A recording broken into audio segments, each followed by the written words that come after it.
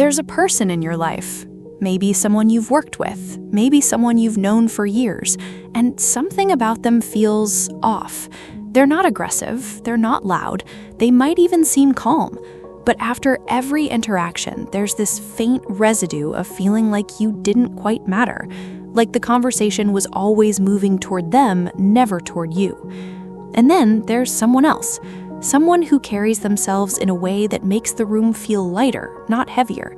They don't explain themselves constantly, they don't push back defensively, they just exist in a way that makes other people feel more at ease, not less.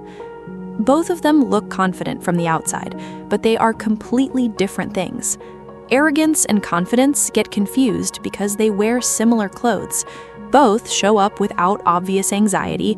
Both don't seem to need external validation in obvious ways. Both project a kind of certainty. But the mechanism underneath them is completely different.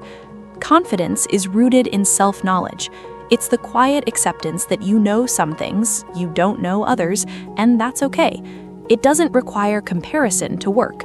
A genuinely confident person can sit next to someone more skilled, more accomplished, more decorated, and feel no particular threat. Their sense of self isn't attached to being the best one in the room. Arrogance is different. It's not really an abundance of self-worth. It's a defense against a perceived lack of it. The arrogant person needs to be above because they're afraid of what it feels like to be level.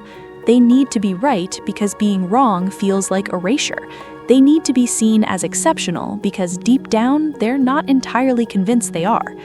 That's not a character flaw. That's a psychological pattern.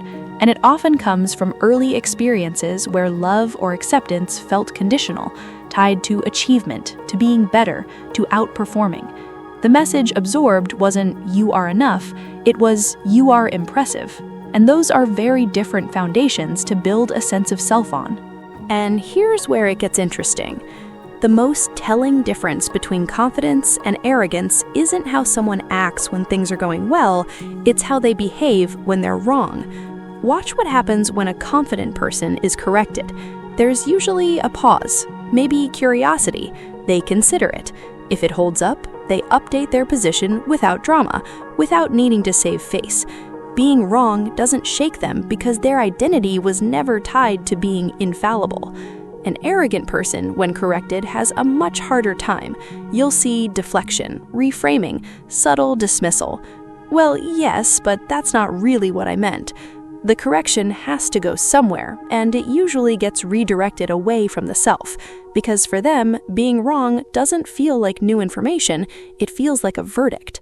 That's not weakness, that's what it looks like when someone was taught that their value lives in their performance. It's a form of protection, just one that ends up isolating them from the very connection and growth they're quietly searching for. There's another distinction that most people miss entirely. Confidence is permeable. A confident person can be genuinely interested in you, not as a mirror for their own qualities, not as an audience, but as an actual separate human with their own interiority. They can ask a question and actually wait for the answer. They don't need the conversation to return to them. Arrogance, on the other hand, tends to flatten other people. Not always cruelly, sometimes it's quite subtle, but there's a pattern where others exist primarily in relation to the arrogant person, as competition, as admirers, as threats, as background.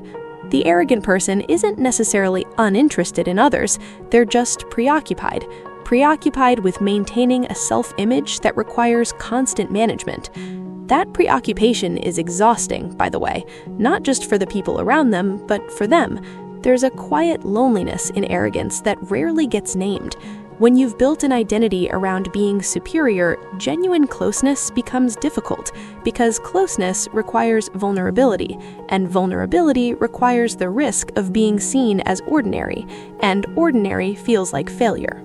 So, when you encounter someone who reads as confident but leaves you feeling subtly smaller, you're probably picking up on something real. Not danger, not malice, just the faint tension of someone who needs the dynamic to stay arranged in a particular way. And when you're sitting with someone who genuinely feels secure, you'll notice that the space between you feels different, lighter, more mutual, like you're both allowed to be real.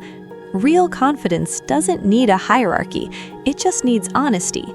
And once you see the difference between the two, the whole landscape of how people move through the world starts to make a lot more sense.